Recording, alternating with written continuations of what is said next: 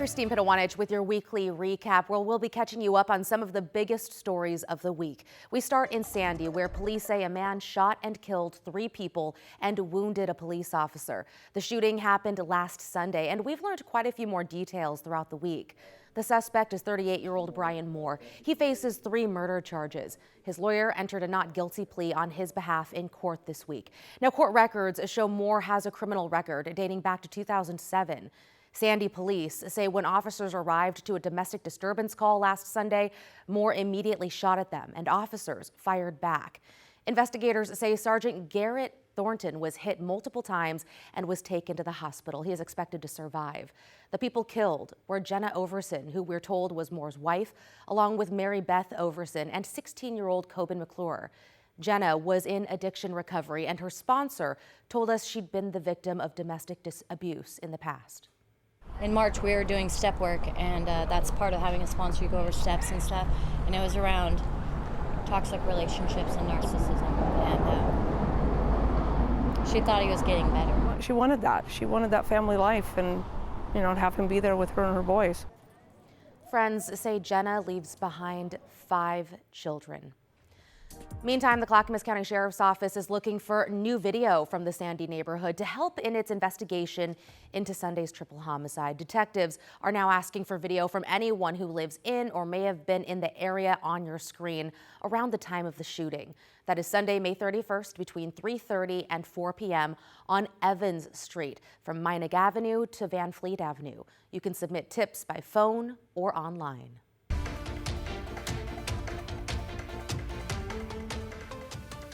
My dad deserves peace. This week, the daughter of one of the workers killed in the chemical tank rupture in Longview is pushing for answers and accountability. Norman Barlow worked at the Nippon Dynawave plant for just 3 months before the blast that killed 11 employees last week. His daughter described him as a hard worker and a humble man and said, broadly speaking, he had safety concerns. Barlow's body was recovered on Saturday.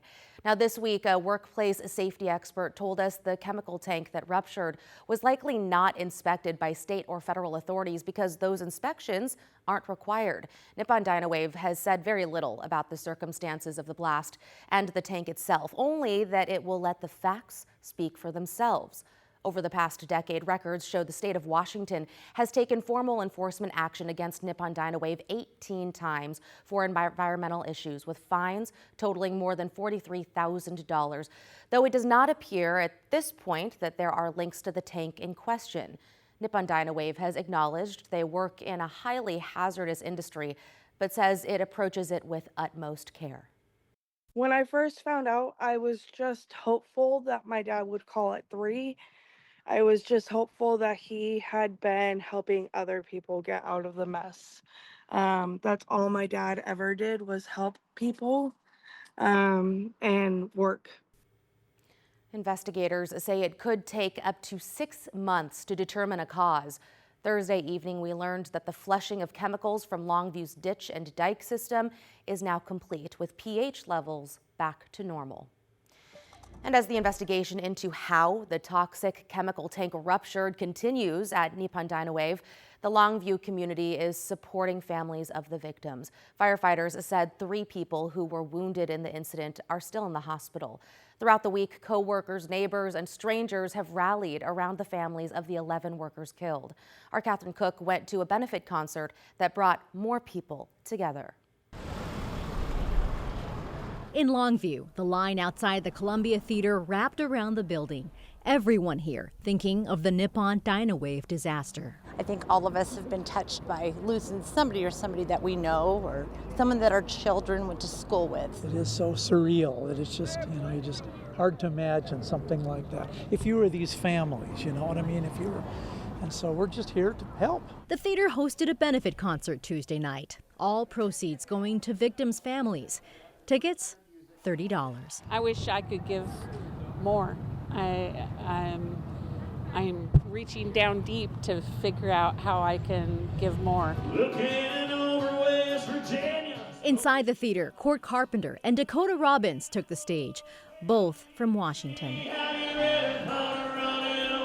Their music and hearts sold out every seat. Every penny right now helps those families. Elsewhere in Longview, more fundraising efforts. This one, a raffle at Mary's Bar and Grill. It's Delta Waterfowl's weekly fundraiser, but on this night, they're donating proceeds to victims. We care a lot about each other, even when we have the differences of opinions, whether it be political, religious, whatever it may be. Everyone's coming together, and everyone cares about these families. The community is just heartbroken. Back at the theater, the music plays on for a community that's closer than ever. Organizers tell us they sold out and raised $35,000 for victims' families. If you'd like to help, just head to kgw.com where you'll find an address to a secure account where you can send a check. In Longview, Catherine Cook, KGW News. To the Oregon coast now, where a woman is dead after falling at Devil's Punch Bowl. Officials in Depot Bay say she was near the park's collapsed sea cave when she fell onto the rocks below. Because of the severity of her injuries and the challenging terrain, the Coast Guard was called in. Using a helicopter, they lifted her off the rocks and took her to the hospital, where she later died. The fire district is encouraging visitors to use extreme caution and avoid being too close to safety barriers. And Thursday marked 16 years since 7-year-old Kyron Horman vanished from his school in Northwest Portland. Now investigators hope new technology and a fresh look at the evidence could finally lead to some answers. That's because the case has been digitized with more than 5,300 pages scanned in for review. A specialized FBI unit is reviewing the documents, re-examining the entire investigation. We spoke with Kyron's father, Kane, this week. We all have this image of this 7-year-old with glasses and this cute little face, and he's going to be 24 coming up in September. So not so little. Maybe may or may not have glasses on. He's going to look a lot different, like those age progressed photos that they've released. So yeah, it's really trying to make that mental shift to how old he would be now versus how old he was back then. So again, Kane giving us that update this week. The sheriff's office says it's also added more staff to the case. There is a $50,000 reward for any information that leads to finding Kyron. The Oregon doctor who was exposed to hantavirus and treated patients on a cruise ship has now returned home for the first time since March. Dr. Stephen Kornfeld is from Bend, and he says he is so thrilled to be back, but he still has to quarantine for 3 more weeks.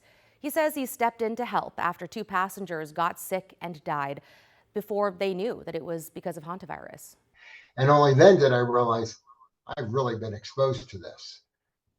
Couldn't go back and undo it, and I'm sure I wouldn't have undone it, even knowing, because, somebody had to try to take control of the medical situation. Kornfeld says the cruise ship had a stock of personal protective equipment left over from COVID, and he felt protected while he was treating patients. But he and other passengers on the ship initially had to quarantine in Nebraska, and he says getting home was a bit of an ordeal. Part of our frustration in the quarantine unit was trying to get home, and the federal government sort of shifting the requirements for us to get home. And we thought things were all set for us to come home on June 1st. And then 5 days before, the federal government said to all the states, you need to provide 24/7 monitoring. And it was not very specific.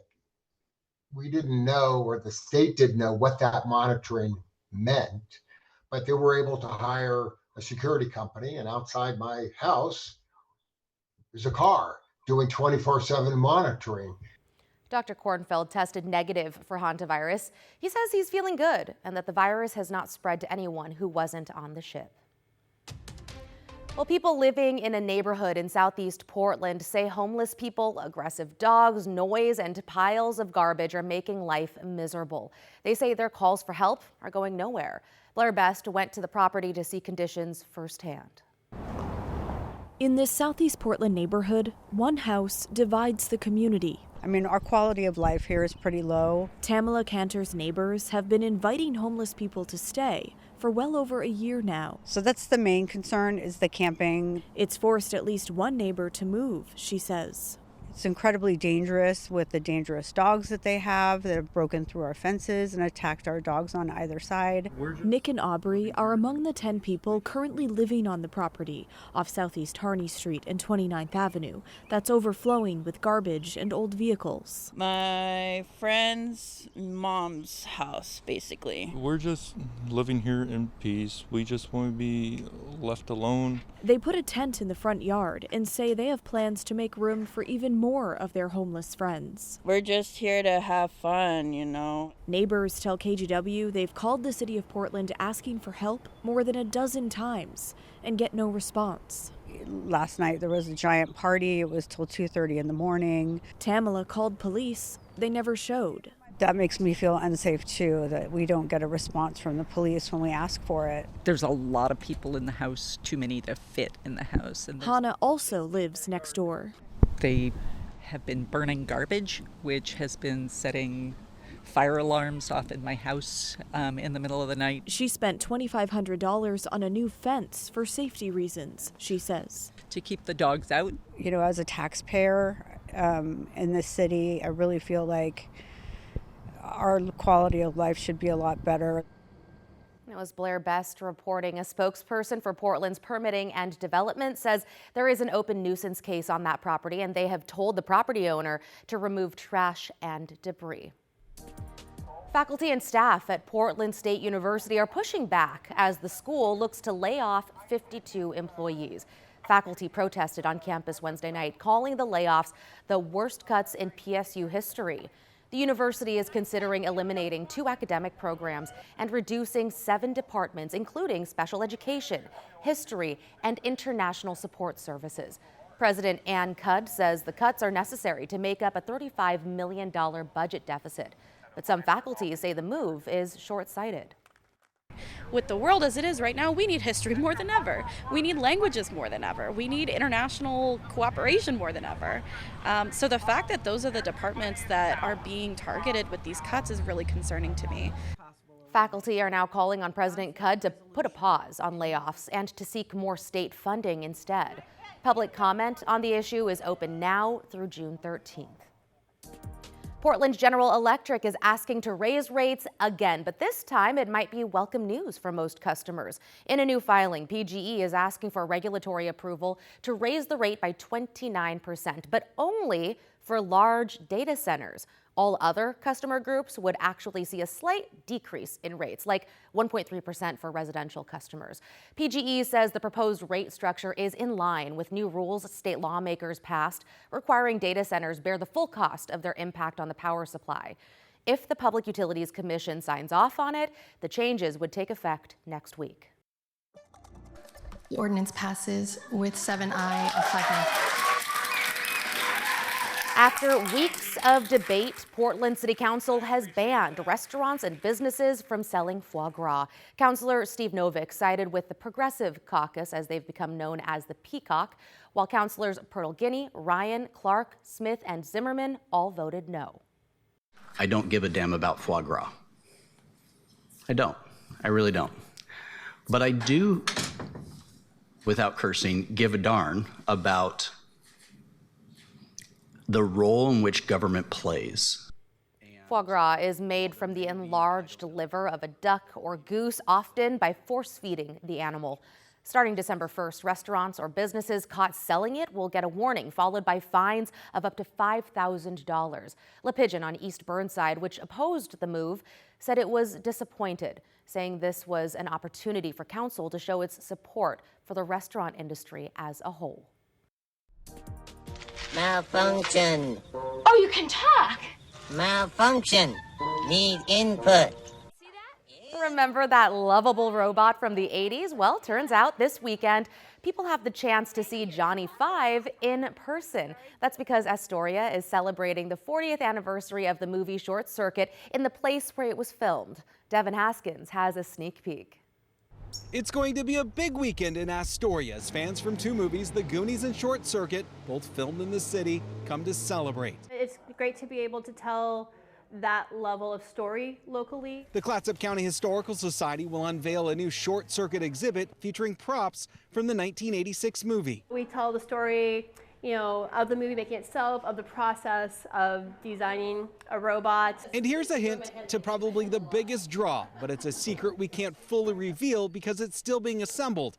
But the tracks should give it away. We have the gold Johnny 5 from the end of Short Circuit 2. It's quite an exciting piece. We are in the process right now of getting him ready for his exhibit debut. It's a unicorn. I would argue it's one of the most elusive film props of all time. Richard Bates owns the home featured in the film and is a big fan of the movie himself, having admittedly seen the movie more than 200 times. I think it's like the purity of the innocence of Johnny 5, discovering his world, his reality, his place in it. For the past several years, he's been fixing it up to look just like it did in the movie.